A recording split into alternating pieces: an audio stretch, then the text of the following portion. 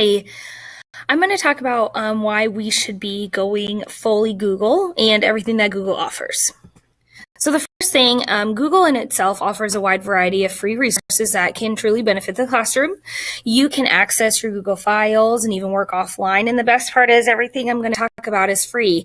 Google has so many things that can benefit your instruction in the classroom and really help your students grow. The first thing I'm going to talk about is Gmail and why us as teachers should be using Gmail. Like I said, it's free. It doesn't have any ads in the margin. It is clean and simple and nice to look at. You can create automated responses, and you can also use Google Translate inside your email. If you're maybe talking to parents who do not speak very good English, you can unsend an email if you accidentally send it. So if you're not ready to quite send that email that just went out, it does have an unsend feature. You can organize your emails using folders. Us as teachers get so many emails from parents and students and people in the office. And you can organize those so you can find them easier later. You can also add attachments straight from your Google Drive, from pictures to documents to PDFs, and you can work offline. Next, I'm going to talk about is Calendar.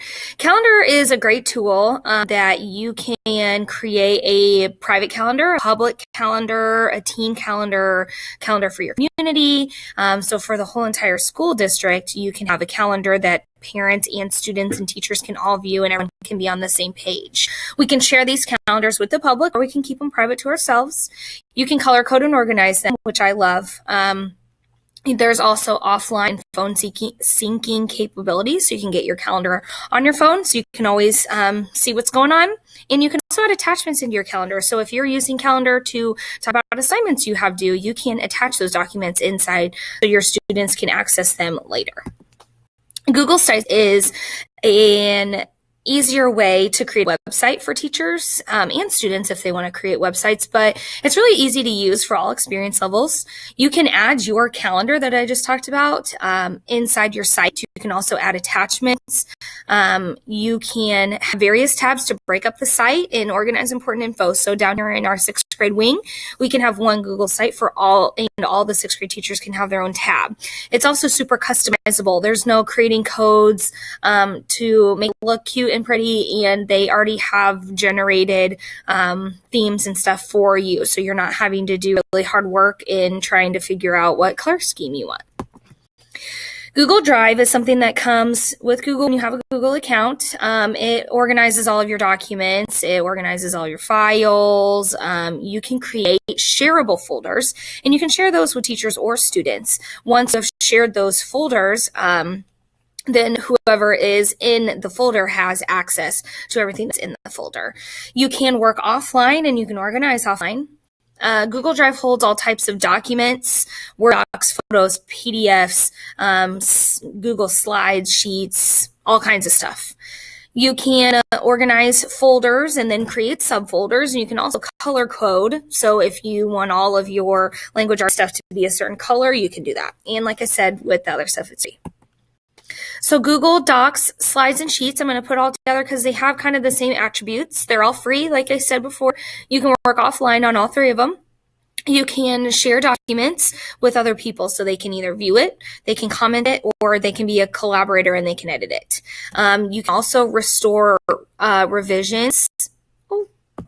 You can also restore revisions. So if somebody accidentally deleted something, you can restore what was just deleted. And you can also see what students have been doing on the document. So if you're doing a group project, you can see what each person has contributed to the assignment. It also has the same setup and tools as Word docs, Excel, and PowerPoint. So if you're making the transition, it's actually a very easy one because most of the stuff is very similar and in the same location. Next, I'm going to talk about is Forms. Forms is like a little questionnaire that you can use to send to students or other teachers for staff development or parents.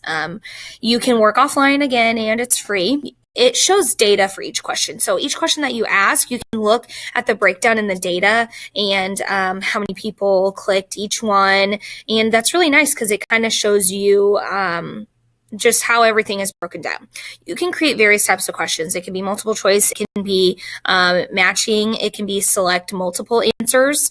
It can be that question where it's a range from like totally agree to totally disagree, and they can pick in the middle. Short answer, long answer, fill in the blank, drop down selection list. It's very easy to email. It's very easy to share with other people, and you can link it in your Google Classroom if you have Google Classroom. Forms is great to use for quizzes, for tests, for exit tickets. You can create all of your worksheets that you've been handing out to students and make it into a form, and then everything is all digital, and that's good as well, because then you can see the breakdown of the data instead of having to flip through a billion pages.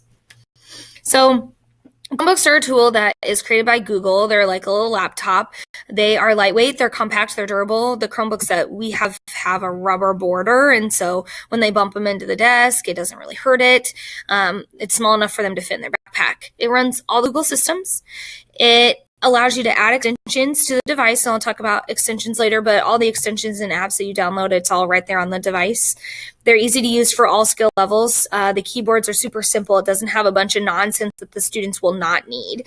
And also has a virus protection. Chromebooks allow it so the district can track what the students are doing, track the Chromebooks, block certain websites, all kinds of safety measures. So then it's truly a tool, and it's not just an additional technology thing that we're giving them.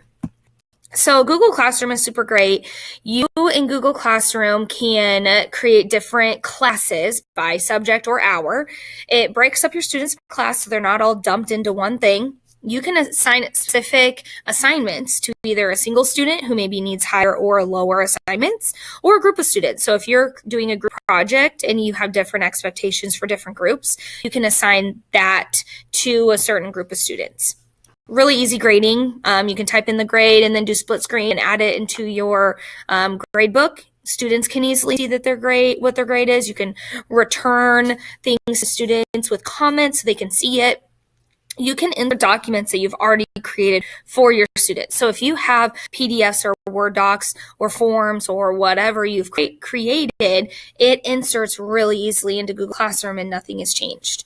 You can also have discussion or no discussion options. So you can turn off the setting that allows students to type comments into the assignments, or you can turn it on for the hour and have kind of a discussion time where the students are typing in answers, and then you can turn it off. You can also mute students for conversation. So if they're not being appropriate or not using their time wisely, they can be muted and not allowed to answer.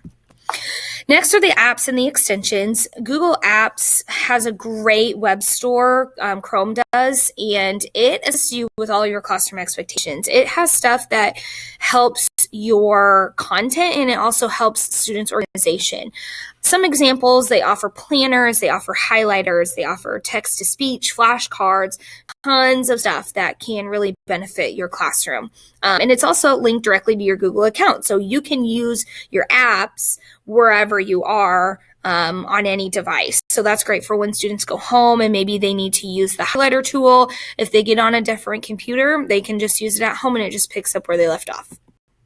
So that's kind of what I have for why Google is so great, and I think that we should use it, is because it has so many options that can really benefit things in the classroom. You can use all of these things, or you could just use a couple and it would still make your instruction that much stronger.